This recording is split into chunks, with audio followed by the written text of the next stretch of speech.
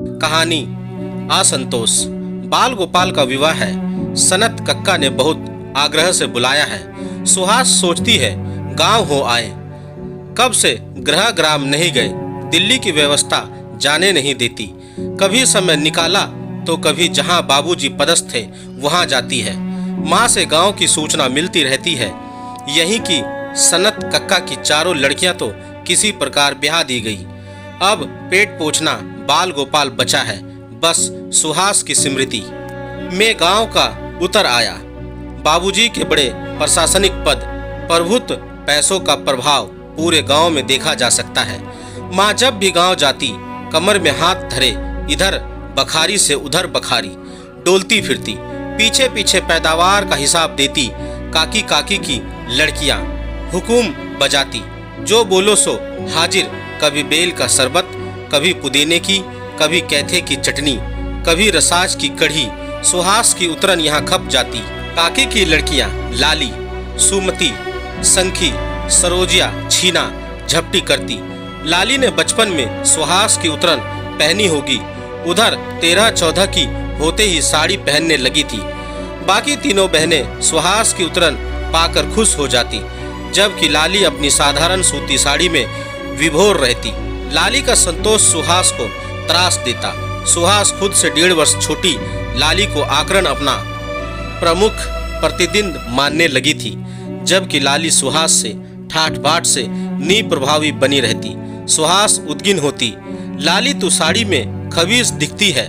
जिज्जी, साड़ी में बहुत आराम मिलता है। लड़कों जैसे पैंट में तुम्हारा दम नहीं घुटता। लाली अपनी नादानी में सुहास को छेड़ देती। तू क्या जानेगी जीन्स की शान। गांव से निकल, फिर देख लड़कियां कितनी अद्भुत कर रही हैं, कितनी ऊंची पढ़ाई कर रही है। तो हम भी 8वीं पास किए हैं अच्छे नंबर से। तेरे लिए बहुत है, तुझे घर गृहस्थी ही तो संभालनी है।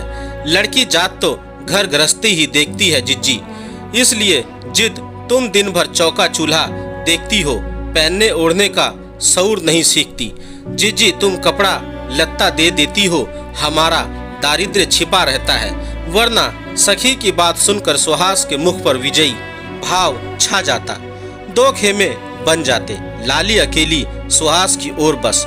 सुमति, संखी, सरोजिया सब सुहास को घेर कर शहर के किस्से पूछती। जिज्जी शहर के किस्से सुनाओ। शहर की लड़कियां तुम्हारी तरह सुंदर और होशियार हैं। जिज्जी तुम कार चला लेती हो, फटफटी भी। सभी लड़कियां घड़ी बांधती हैं। हाँ, मैंने नई घड़ी खरीदी है, पुरानी मुझे पसंद नहीं थी, तुम लोगों को दे दूंगी।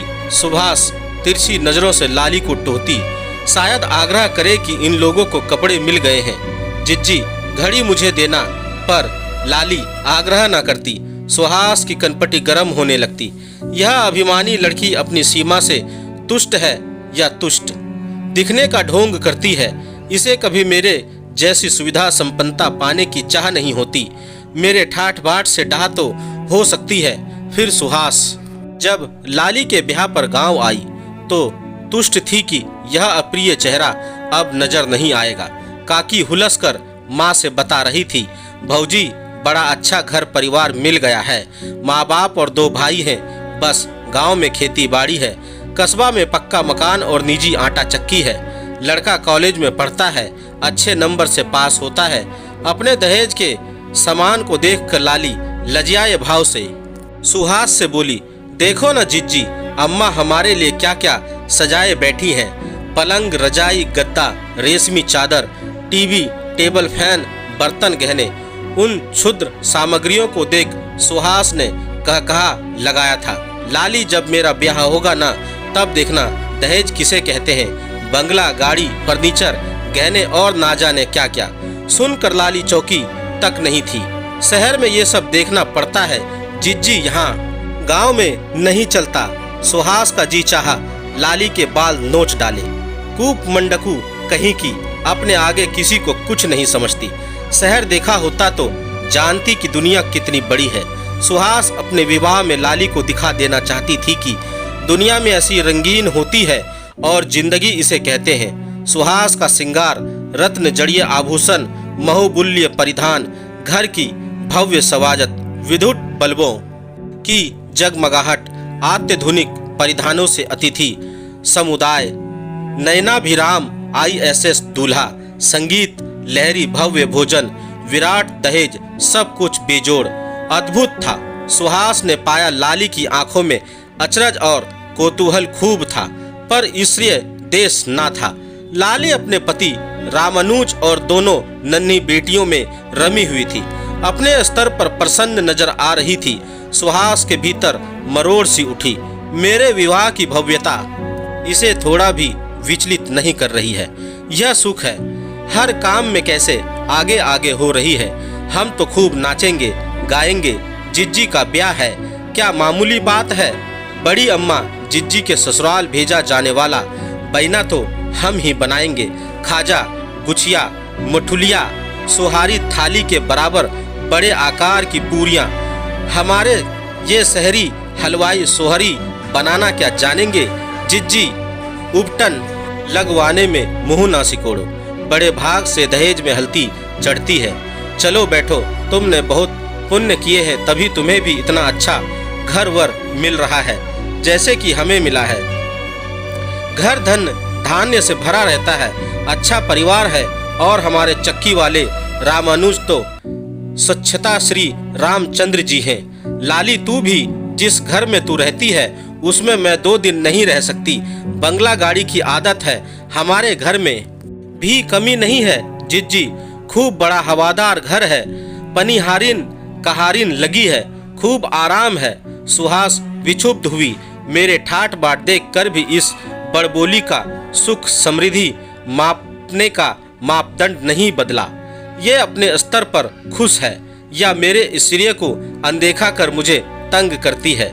मुझसे प्रभावित नहीं होगी, क्या मेरी बराबरी करना चाहती है। मैं इससे कुछ नहीं लेना चाहती बल्कि देना चाहती हूँ। बस ये भी अपनी बहनों की तरह मेरी चाकरी चाटुकारी करे, मेरे अभिमान को तुष्ट करे, खुद को छोटा समझे। पर ये बेवकूफ फिर तमाम व्यवस्थाओं के बीच एक लंबा बक्स सरक गया। सुहास के बेटों की मां बन गई। लंबे समय से किसी से मिलना नहीं हुआ। अब बाल गोपाल के ब्याह में जाकर देखना चाहिए कि लाली अब भी चहकती फिरती है या अभाव में उनकी रीढ़ तोड़ दी है। बेवकूफ़ी में गिरावट आई है या अब भी वैसे ही गंवार है। सुहास अपने पति श्रीकांत को बड़े प्रयास के बाद गृहग्राम चलने के लिए सहमत कर सकी।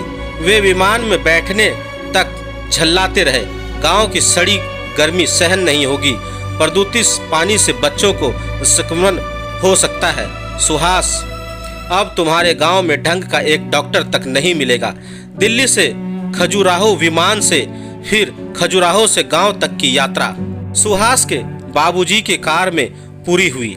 सुहास के पहुंचते ही घर में अफरा तफरी मच गई। श्रीकांत इतने बड़े अफसर, पूरा घर स्वागत में उत्पर हो उठा। सीलिंग फैन वाले कमरे में श्रीकांत को ले जाया गया। सुहास दूसरे कमरे में बैठी। बाल गोपाल ने टेबल फैन चला दिया। माँ, काकी, लाली, सुमति, संखी, सरोजिया सब घेर कर बैठ गए। सुहास ने बहुत सारे रिजेक्टेड कपड़े निकाले। संखी, ले भाई ये साड़ी तू रख, मैं नहीं पहनती, दिल्ली में रोज फैशन बदलता है।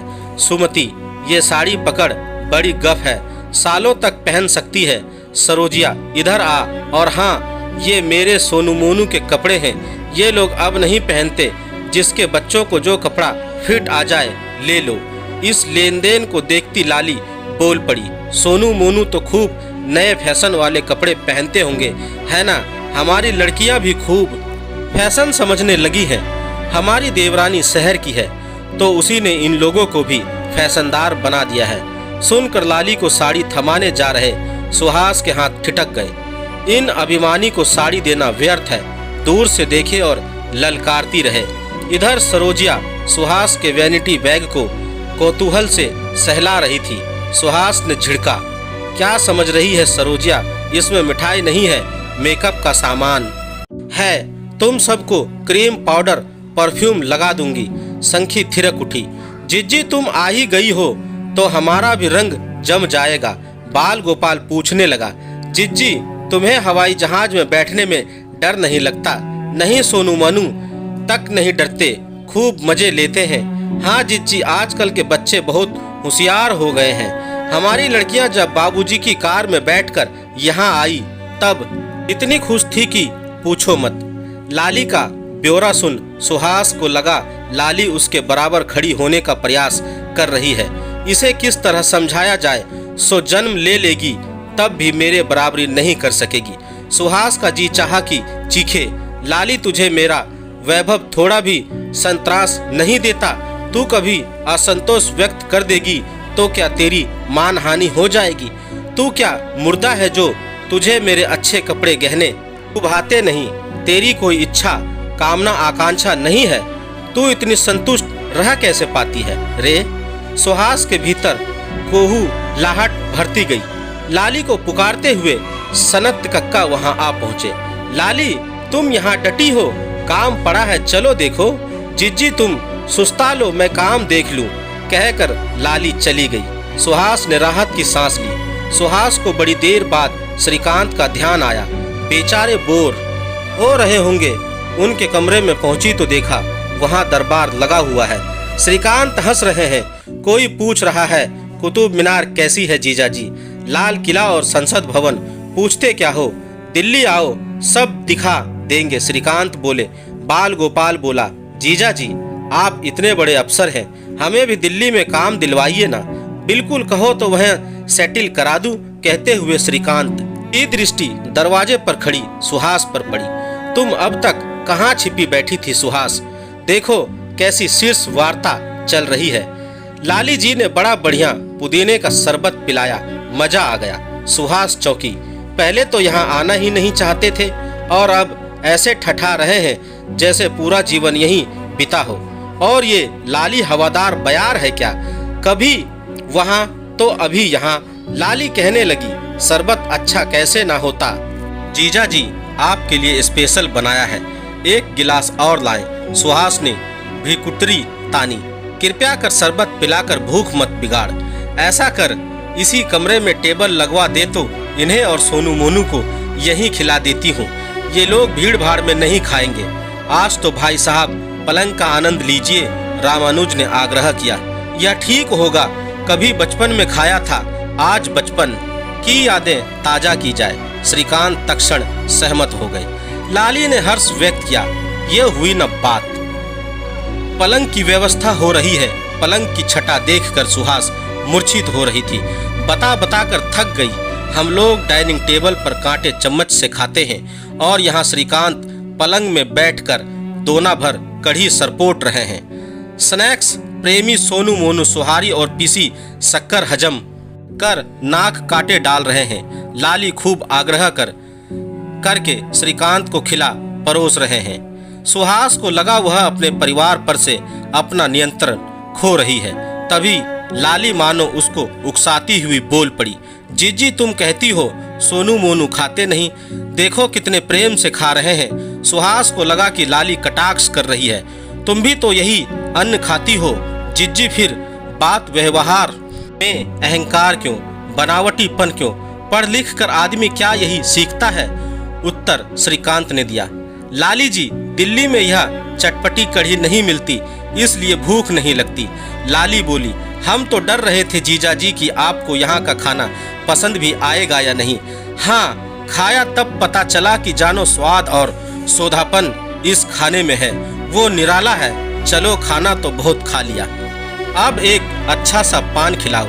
अभी आपके लिए स्पेशल बीड़ा बनाकर लाते हैं। सुहास को एकाएक लगने लगा श्रीकांत लाली में रुचि ले रहे हैं। वह सोचती थी कि श्रीकांत अगले ही दिन उब कर वापस चले देने की बात कहेंगे और यह तो यहाँ ऐसे रम गए हैं कि विश्वास नहीं होता। श्रीकांत सचमुच रम गए थे। पिकनिक का आनंद आ रहा था। रामानुज के साथ खेत खलियान अमराई देखने गए। दुलदुल घोड़ी के नाच पर विभोर होते रहे। लाली और अन्य स्त्रियों के गीतों पर वाह वाह करते रहे। सुहास को ना जाने क्यों अपनी माया काया फीकी लगने लगी। सारा अभिमान दबदबा इस 2 टके की लाली के समक्ष व्यर्थ हो रहा है। बिना किसी विशिष्टा व उपलब्धि के यह लड़की उसे पराजित किए जा रही है और वह तमाम माया काया के बावजूद पूरे परिवेश से अलग थलग पड़ गई है वापसी का दिन। श्रीकांत बीच आंगन में रखी खटिया पर बैठे हैं। घर की स्त्रियां नए रुमाल में 10, 20, 25 रुपए बांधकर श्रीकांत को दे रही हैं। श्रीकांत के मुख पर तरावट का भाव है, मानो कह रहे हो परंपरा और संस्कृति गांव में आज भी जीवित है। सुहास तनाव में है। श्रीकांत कैसे हाथ बांध बांध कर रुपए लिए जा रहे हैं। मालूम होता कभी रुपए देखे ही ना हो। श्रीकांत को समझाना चाहिए कि पसरे हुए हाथों को देखने में जो आनंद है वो हाथ पसारने में नहीं। छी, कितना थोड़ा प्रदर्शन कर रहे हैं ये। और यह लाली श्रीकांत को स्त्रियों का परिचय इस तरह दे रही है जैसे सबकी मंत्राणी यही हो। चलते समय इसके मुंह पर कुछ रुपए मारने होंगे, तभी इसका घमंड दूर होगा। सुहास बैग से रुपए निकाल कर आई तो देखा लालू सोनू मोनू के हाथ में 100 रुपए रख चुकी है। ये क्या कर रही है लाली? सुहास ने आपत्ति की। बच्चों को कुछ देना मेरा हक है जिज्जी। 4 दिन में ये दोनों ऐसे घुल मुल गए हैं कि इन्हें छोड़ने को जी नहीं करता। कहते हैं ना, मूलधन से सूद अधिक प्यारा होता है। लाली की बात पर श्रीकांत हंस दिए। लाली जी, मैं मूलधन हूँ या सूद, आप तो दोनों से बढ़कर हैं। जीजा जी आपको देखकर जाना कि शहर वाले भी हम गांव वालों जैसे सीधे सरल हो सकते हैं। लाली की आंखें भर आई तो यह लड़की श्रीकांत को अपने स्तर का समझ बैठी है। यह सुखी संपन्न संतृप्त दिखने का दंभ छोड़ती क्यों नहीं? सुहास का जी चाहा कि सोनू मोनू के हाथ से रुपए छीन कर लाली के मुंह पर मारे। रख अपने रुपए, जानती हूँ तेरी औकात। श्रीकांत ने सुहास को स्मरण कराया। सुहास, बच्चों को कुछ दूं?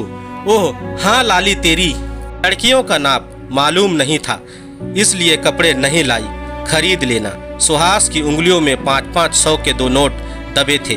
नहीं जिज्जी, तुम लोगों ने आने का समय निकाला, हमारे लिए यही बहुत है। कहते हुए लाली की डब-डब आंखें बरस पड़ने को हो आई। लाली जी रख लीजिए, मुझे अपना मानती है ना? देखा मैंने भी तो रुपए रखे ना। मैं मानता हूँ कि ये रुपए नहीं बल्कि देने वाले के स्नेह होते हैं। ले लो, मीठी याद लेकर जा रहा हूँ। उत्साह बना रहने दो। श्रीकांत के आग्रह में अपनत्व है, स्नेह है, खुद को सर्वश्रेष्ठ और दूसरे को निकृष्ट सिद्ध करने का अहंकार नहीं है। आपने जीजा जी ऐसी बात कह दी है कि लाओ जिज्जी। कहते हुए लाली ने रुपए ले लिए। सुहास को लगा लाली ने उसके कहने पर रुपए न लेकर उसको खारिज कर देने की कोशिश की है। इस लड़की को कभी कोई चाह क्यों नहीं होती, कभी कोई असंतोष क्यों नहीं व्यापता?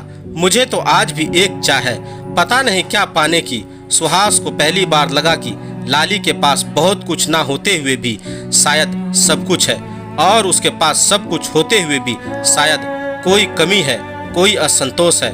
हाँ, शायद लाली के संतोष का असंतोष आते रहिए जीजा जी। जिज्जी लाली की आंखों से आंसू कपोलों पर बह आए। धूल उड़ाती गाड़ी चल पड़ी। लाली काले धुंधलाते धुएं को देखती खड़ी थी। उसे अब भी मालूम ना था कि उसकी सर्वश्रेष्ठ सर्वसंपन्न सुहास जिज्जी को कोई असंतोष है। दोस्तों, आपको मेरी यह कहानी कैसी लगी आप मुझे मेरे कमेंट्स बॉक्स में जाकर मुझे बता सकते हैं। और अगर आप मेरे चैनल पर नए हैं तो मेरे चैनल को सब्सक्राइब जरूर करें और बेल आइकन का बटन भी दबा दें। धन्यवाद दोस्तों।